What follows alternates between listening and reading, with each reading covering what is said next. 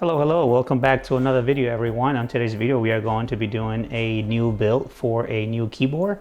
This is the drop shift mechanical keyboard. This is going to be the bare bones addition to the shift, the one that they sell online on their website. I will add the links in the description below for you guys to go ahead and check it out if you'd like to pick this particular board for yourself. Let's go over some of the details of this keyboard. So for starters, it's going to be 99 keys that we will be using in this. You may need either some enough switches for you to be able to do it. This is going to be a anodized CNC machine aluminum frame, custom PCV. It's hot swappable, so that makes it easier to do any repairs just in case a switch goes bad. You can actually switch it out yourself. This also comes with the QMK firmware included in it already. So you can use any 3-pin swappable switches if you so want to.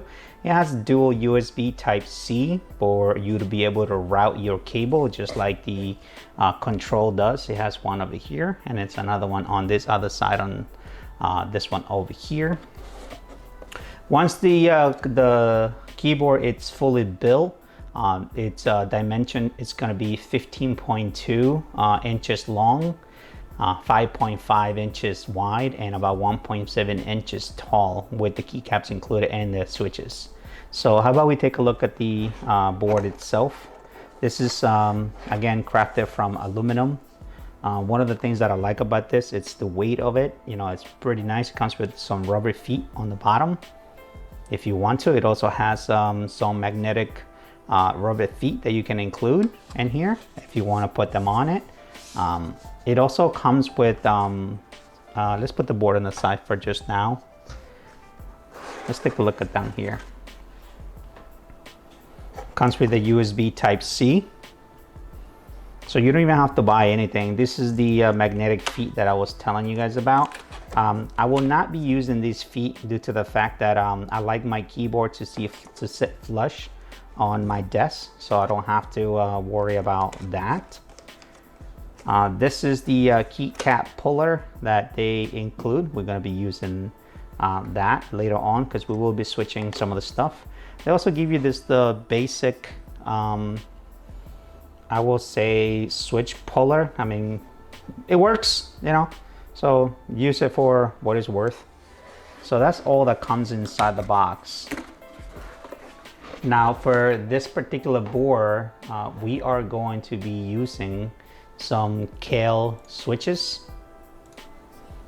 This particular switches that I'm going to put in here are Kale 3 pins. So these are the switches itself.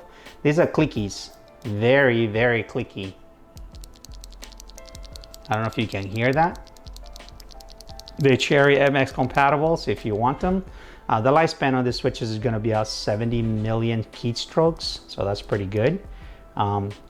So for this particular ones, it's the operation force is 40 grams. The travel distance is 1.4 millimeter, and the total travel distance is about 3.5 millimeters. So again, that's the reason why I switched. I chose this particular switches.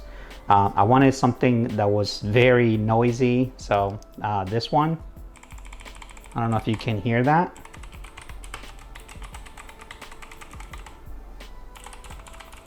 I want something louder than that just to be obnoxious, but you know, I just wanted to create a board that was super loud, and this is the options that I picked.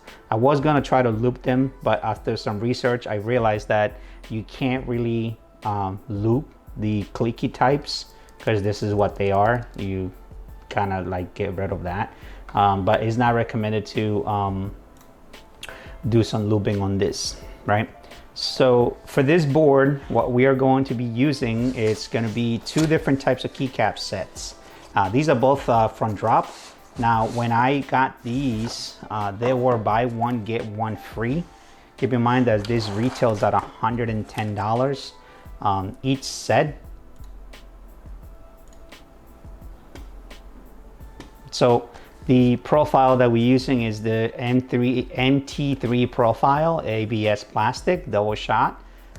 Again, the reason why I chosen it is because it has a concave profile. I will show you guys once it's actually built, so see what it looks like. But this is the keycaps that I will be using on this particular build. Comes with a little bit of black accents in it. You know, I'm not quite sure if I should use these or this is the other set that I picked up because they will buy one, get one free. So it's like a off-white type of deal with some pretty, I would say, you know, green accents. These are really nice. It's called the jukebox, right? So very nice. The same profile, MT3 profile, ABS plastic. You know, it's the same switches. Comes with a little bit of different accents on it. So that's what we are going to decide which ones we're going to use. Maybe we'll mix match the keycaps so we can create something unique, something cool.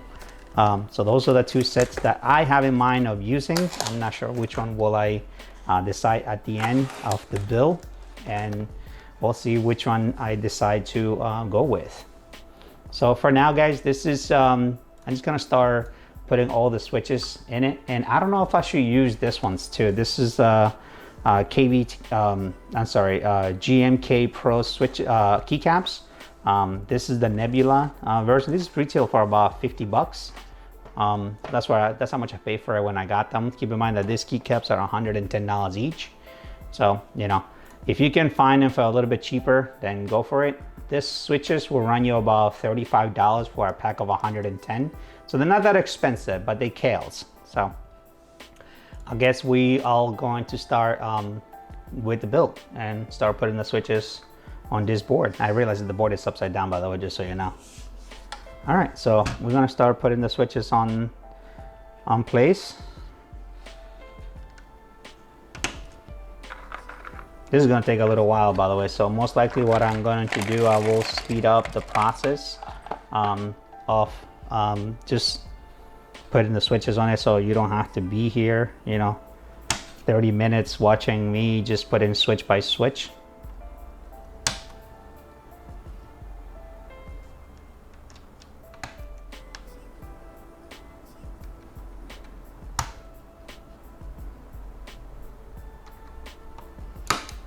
By the way, when I see people doing like a sound test for their keyboards and whatnot, now that doesn't actually mean that your keyboard would actually sound the exact same way as their keyboard does, due to the fact that their microphone settings, their keys, the switches may be different than yours.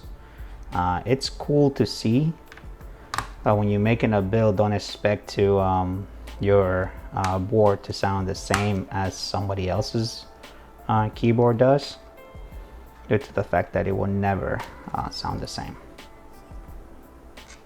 And that goes same thing for their desk. Remember, their desk may be a different configuration than your desk. The floor mat, the acoustics in their room would actually impact the sound of the keyboard itself. So FYI, do not expect your keyboard to sound the exact same way as anybody else's. All right, guys, so with all the switches in, it looks pretty sweet. I like it. All right, guys, after long, really hard thinking and stuff, I decided to use the Nebula Keycap Set from Glorious. So this is what we are going to use in this keyboard. I realized that some of this keycaps for drop, this one's right here, they're very hard to match to make it look, you know, like this. If you look at the profile, it's really different. It's kind of concave, but that's all right. That's what we're gonna use this ones instead, and you know, see what it looks like. All right.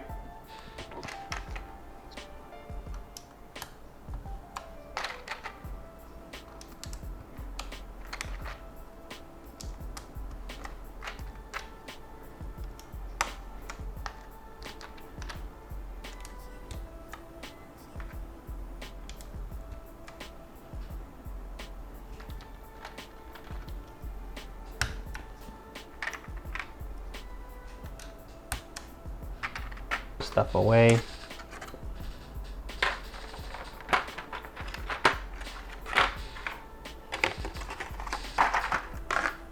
I am going to do a sound test.